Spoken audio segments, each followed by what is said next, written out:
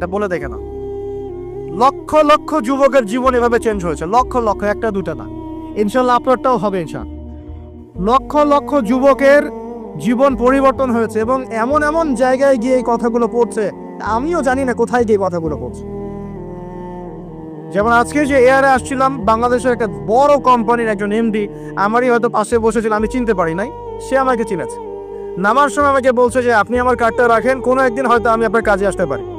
তা আমি তার কার্ডটা রেখে দিয়েছি।